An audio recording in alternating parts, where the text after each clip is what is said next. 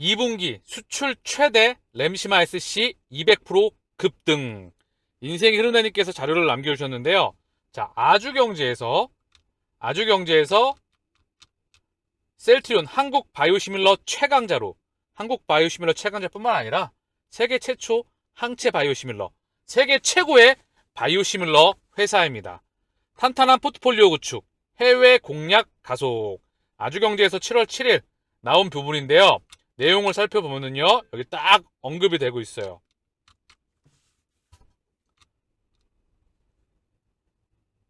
상반기 바이오헬스 분야 수출 호조는 바이오시밀러와 진단키트 수요 확대가 견인했다. 특히 바이오시밀러는 셀트리온의 램시마, 인플렉트라 유럽 매출과 트룩시마 북미 매출세와 함께 램시마 SC의 성장이 눈에 띄었다. 증권업계에선 램시마 SC의 2분기 매출액이 전년 동기 대비 200% 이상 증가했다고 봤다. 자, 무려 램시마 SC의 2분기 매출액이 전년 동기 대비 200% 이상 증가했다고 봤다. 2분기 수출 최대 램시마 SC 200% 급등했다는 그런 소식이죠. 자, 추후 확인이 좀 필요하겠지만 램시마 SC 폭발적인 성장이 기대가 되며 내년도에 미국 출시를 앞두고 있으며 미국 시장 램시마의 점유율과 유럽 시장 램시마의 점유율에다가 갖다 꼽히는 겁니다. 그래서 최근에 수급으로서 선반영이 되면서 증시가 부러지는데도 셀트리온이 홀로 코스피 상단에서 코스피를 지켜내가고 있는 모습이죠. 다올투자 셀트리온 헬스케어 바이오시밀러 유럽 직접 판매로 수익성 개선. 그래서 이지수 다올투자연구원은 7일 헬스케어 목표 주가를 기존 8만원에서 9만원으로 높여 잡았다. 투자액은 매수를 유지했고요. 내용을 보게 되면 유럽 직접 판매 전환으로 상반기 동안 일시적으로 매출 및 점유율 조정이 있었다. 그러나 램시마 IV, 정맥과 허주마 등 기존 바이오시밀러 실적이 탄탄했고 램시마 SC의 유럽 처방이 증가했다고 말했다. 램시마 SC의 유럽 처방이 증가했다. 램시마 SC 올해 2분기 판매 실적은 1년 전보다 169.7% 증가해 501억 원에 이른 것으로 파악됐다. 이 연구원은 하반기 헬스케어의 유럽 직판이 본격화하면 수익성이 높아질 수 있을 것으로 예상했다. 헬스케어는 기존 직접 판매 제품인 자가면역 치료제에 램시마에 더해 하반기부터 트룩시마, 허주마 등 항암 바이오시밀러를 직접 판매 시작한다. 램시마 SC와 그리고 중요한 건 모든 제품에까지 판매가 확대가 되는 부분이죠. 직접 판매를 시작하면 수익성이 개선이 가능하다. 공격적인 유럽 입찰 시장 진입으로 매출 성장이 기대된다. 하반기 항암제 아바스틴 바이오시밀러 베그젤마를 유럽에 출시하는 등 신제품을 지속해서 내놓으며 실적을 확대할 것으로 전망했다. 자, 그래서 증권사에서 긍정적인, 사실 또한 램시마 SC 이 부분이 숫자로서 증명이 지금 되고 있는 것 같아요. 1년 전보다 무려 170%, 여기 170%고요. 다른 데서는 현재 램시마 SC 200%, 2분기 매출액이 전년 동기 대비 200% 이상. 자, 그래서 셀트리온의 실적 성장이 가시권에 들어왔기 때문에 다시 한번 수급으로서 먼저 들어오는 거다 라고 보시면 될 것 같고요. 여기 자료를 또 하나 남겨주셨는데요. 램버스님께서 남겨주셨고요. 이 다올투자연구원의 보고서입니다. 그 보고서를 기준으로 해서 기사가 나왔던 부분이고요. 내용은 동일합니다. 그래서 자, 보고서를 간략하게 보면 2022년도 2분기 예상보다 좋다. 2분기 실적은 인플렉트라와 램시마 SC 매출 확대로 시장 컨센서스 소폭 상회할 전망, 유럽 바이오시밀러 직판 전환에 따른 수익성 개선, 유럽 빅5 국가 출시의 매출 본격화, 램시마 SC 매출 성장이 이어질 것으로 전망되어 목표 주가를 상향한다. 자, 이제 엔데믹에 따른 폭발적인 실적 성장에 의한 숫자로 증명되는 부분, 그쵸? 그 부분이 아시겠지만 셀트리온은 원래 펀더멘탈이 대한민국 최고입니다. 그리고 전투력은 전 세계에서 손가락 안에 들어간다고 봐요. 즉 공매도에 의해서, 그리고 실적 성장폭의 일시적인 정체, 코로나 팬데믹 그 부분으로 해서 코로나 치료제 레케노라 부분으로 인해서 그룹의 모든 역량이 집중되었죠. 그래서 본업인 바이오시밀러에서 일시적인 부분으로 인해서 실적 성장이 정체가 되었던 부분, 그쵸? 이 부분이 원래 바로 돌아오는 부분이다. 그래서 다시 폭발적인 성장을 지속하리라 생각합니다. 그래서 그 부분이 계속해서 언급되고 있어요. 램시마 SC가 많이 기대가 되면서 수익성 높은 램시마 SC, 인플렉스라 매출 성장으로 추정된다. OPM 13% 추정된다. 하반기부터 램시마 정백, 허준마, 트룩시마 유럽 집합 판매 전환, 이런 부분들로 인해서 성장이 진행된다는 부분입니다. 영업이익률이 13%를 추적한다는 부분이고요. 램시마 SC는 유럽 현지 환자 의사 선호도 증가로 매출 성장 기대한다. 2023년에는 베그젤마와 유플라이마, 램시마 SC의 미국 출시, 스텔라라 바이오시밀러 미국 판매 허가 등 다수의 이벤트가 존재한다. 자, 보이시죠? 베그젤마, 유플라이마, 램시마 SC, 스텔라라. 자, 이 부분이 미국 출시를 앞두고 있다. 우리 판매되는 제품이 10개 플러스 알파가 될 전망입니다. 이렇기 때문에 펀더멘탈이 대한민국에서 가장 좋기 때문에 수급은 시차를 두고 들어올 수밖에 없으며 최근의 모습에서 보여주고 있다 생각을 합니다. 셀트리온 7거래일 연속 상승했다. 공매도 거래 급감. 7거래일 연속 상승. 그동안에 워낙에 많이 빠져 있었죠. 그쵸? 그렇기 때문에 시장이 빠그러지는데도 7거래일 연속 상승했다. 왜 공매도 누적 잔고가 급감하고 있고요. 공매도 매매 비중도 1매매 비중도 줄어들고 있죠. 그 부분 역시 의도적으로 눌려있던 부분이 무척 크다. 그 이면에 실적이 성장되는 부분을 이들은 알고 있다. 그렇기 때문에 수급으로 드러나는 부분이고요. 셀트리온의 공매도 누적 잔고를 한번 보고 가죠. 303만 주. 자, 다시 한번 역사상 최소 수준으로 와 있습니다. 303만 주이다. 가보지 못한 길로 가고 있고요. 이제 진짜 3만 주 미만으로 줄어들게 되면 200만 주대로 들어가게 됩니다. 이 200만 주 또한 자, 대량으로 시차를 두고 쇼커버를 하겠죠? 이 부분 1000만 주가 넘어갔었어요. 이게 이제 200만 주대로 들어간다는 부분. 공매도가 짐 싸서 떠나간다. 합병을 앞두고 있다. 실적 성장 기반 위에 대한민국 최초의 제약바이오 산업의 세계적인 기업이 탄생을 눈앞에 두고 있다. 빅팜으로서 자, 고덱스가 급여 삭제 위기에 셀트리온 제약에서 이의를 신청했다는 소식입니다. 건강보험 급여 적정석이 없다는 결과를 받은 데 대해 곧바로 이의 신청을 내겠다고 밝혔다. 그래서 셀트리온 제약은 이는 최종 평가 결과가 아니며 즉시 자료를 보완해 가능한 한 빨리 이의 신청을 제출할 예정이라고 밝혔다. 평가 대상인 제약사는 심평원의 결과 통보 후 30일 이내에 이의 신청서를 제출할 수 있다. 자, 그래서 이 자료를 논의해서 약제급여평가위원회는 최종 결정을 내린다. 자, 고덱스 이 부분 지켜봐야 될 것 같은데요. 뭐 건강보험 안 될 수도 있다라고 지금 미디어에서 언급이 되고 있는데 최종 셀트리온 제약에서 이의를 신청했다고 하니까요. 모니터링하고 다시 한번 업데이트해서 언급을 드릴 수 있도록 하겠습니다. 자, 오늘 셀트리온의 수급이에요. 기간 12만 주 들어왔고요. 보시면 아시겠지만 기간이 지금 1거래, 2거래를 빼고 다 들어와 있습니다. 온통 빨간불이에요. 오늘 외국인이 6만 2천 주 매도를 했습니다. 연기금, 사모, 보험, 투신, 금융투자 다 들어와 있습니다. 기간은 현재 다 들어와 있고요. 중요한 거는 이 250만 주의 개인계 창구가 외국인과 기관계 창구로 넘어가면서 공매도 누적 잔고가 급감을 하고 있는 부분이다. 이 개인 창구에는 차명 계좌도 많이 생각을 하고요.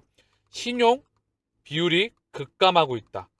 셀트리온의 주가가 올라가는데 신용 비율이 급감하고 있다는 부분은 차명이 그럼 포함되어 있다는 그런 반증이 되리라 생각을 하고요.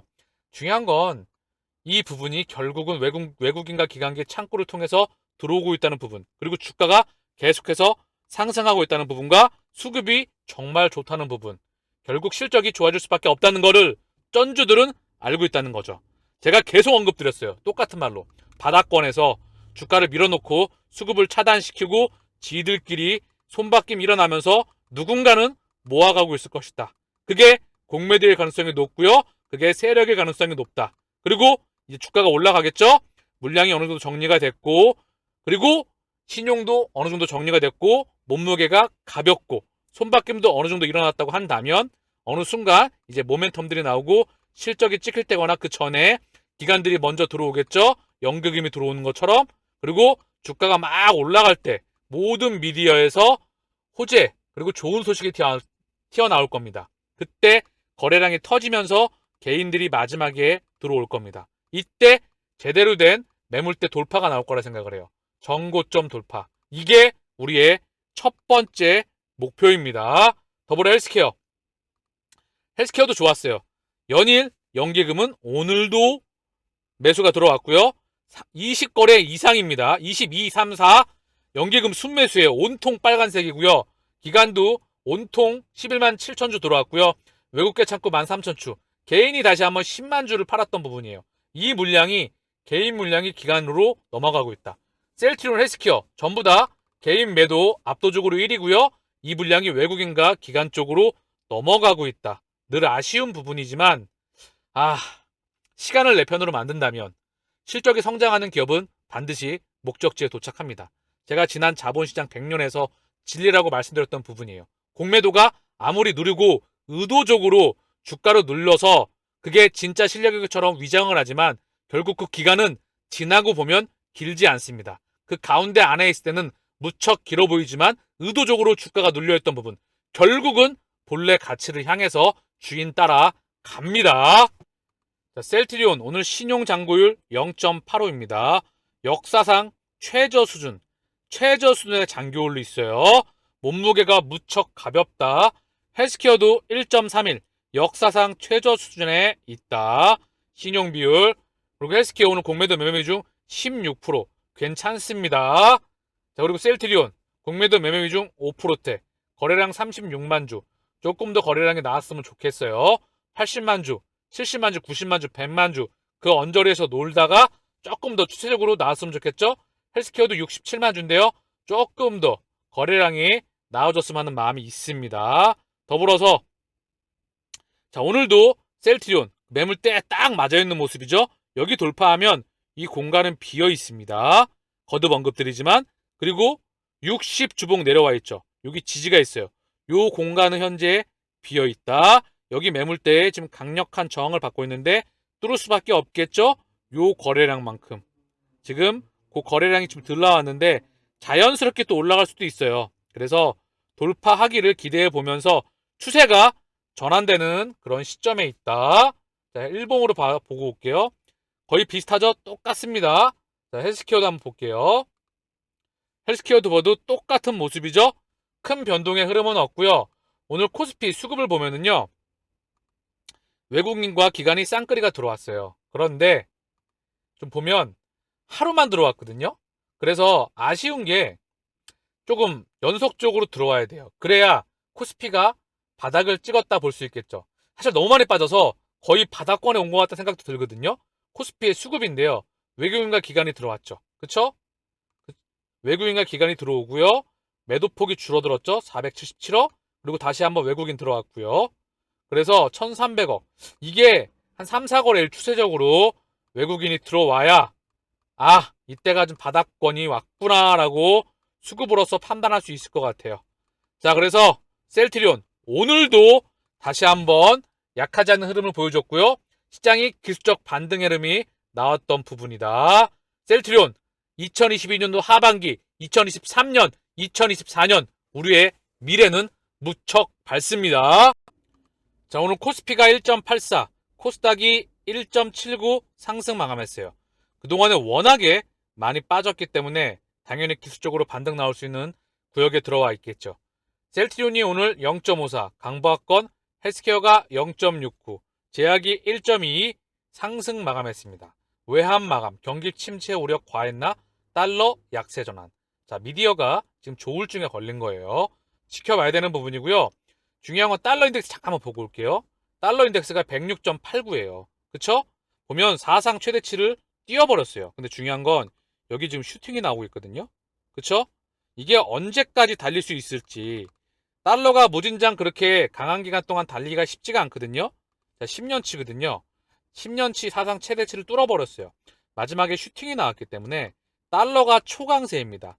이 달러의 강세 폭이 줄어드는 그 순간 달러가 약세 폭으로 줄어드는 그 순간 차익 실현이 나올 때 증시에 위험자산의 자산시장에 지금 반등이 나올 수 있는 시기가 오고 있다 생각을 합니다. 왜냐하면 그동안에 너무 많이 달러가 달렸다. 주식은 너무 많이 빠졌다. 아래쪽으로 하방으로 미국 나스닥도 코스피도 전 세계 증시도 다 빠졌다. 더불어 대한민국 원화와 원달러 환율, 신흥국 통화도 박살이 났다. 코인 시장도 박살이 났다. 반대편에서 달러가 조금이라도 부러지게 되면 얘네의 반등이 나오리라 생각을 합니다. 더불어 연준 회의가 있었죠. 의사록에 대한 공개가 나왔었죠. 그래서 예상한 대로 나왔는데 아직도 긴축을 세게 하겠다. 경제가 살짝 다치더라도 경제가 망가지더라도 물가 2%를 잡을 거야. 그러면서 긴축의 스탠스를 우리는 줄이지 않을 거라고 해서 6월 FOMC에서 의사록이 공개가 되었던 부분이에요. 이미 어느 정도 0.5%, 0.75% 언제든지 올릴 준비가 되어 있다라고 언급을 하고 있는데요. 중요한 건 0.75까지는 이미 시장에 다 반영되어 있다. 1% 올리지 않는다고 한다면 0.75까지는 다 반영이 되어 있고요. 그리고 이제 FOMC 6월 스탠스 이미 지나간 부분이고요. 연준의 스탠스는 말로는 경제가 살짝 타격을 받더라도 인플레를 잡겠다. 이게 2008년도 이전에 가능했던 말이고요. 연준은 경제를 모니터링할 수밖에 없어요. 아직까지 시스템 리스크로 가지가 않았고 경기 침체 시그널은 나오고 있는데 경기가 빠그러진 모습은 아직 나오지 않았어요. 그래서 어디 하나 만약에 살짝 빠그러진다거나 경기가 안 좋다는 소식이 바로 들리게 되면 실물 경제에 타격이 간다고 하면 연준은 스탠스를 바꿀 수밖에 없습니다. 그리고 더불어 금융시장과 자산시장을 함께 모니터링하기 때문에 연준은 지금 미디어를 통해서 또는 의사록을 통해서 립서비스를 하고 있다 생각을 합니다. 그리고 또 하나, 이 부분은 우리가 필터링이 필요한 부분이다. 2008년도 벤 버냉키, 자넷 옐런, 제롬 파월의 시대는 바로 양적 완화의 시대고 양적 완화의 멈추고 다시 한번 긴축으로 돌아가는 사이클, 그 부분에서 자산 축소가 진행되겠지만 이 부분에서 다시 한번 모니터링이 필요하다. 그리고 연준은 이 부분을 모니터링한다고 정리하면 될 것 같습니다.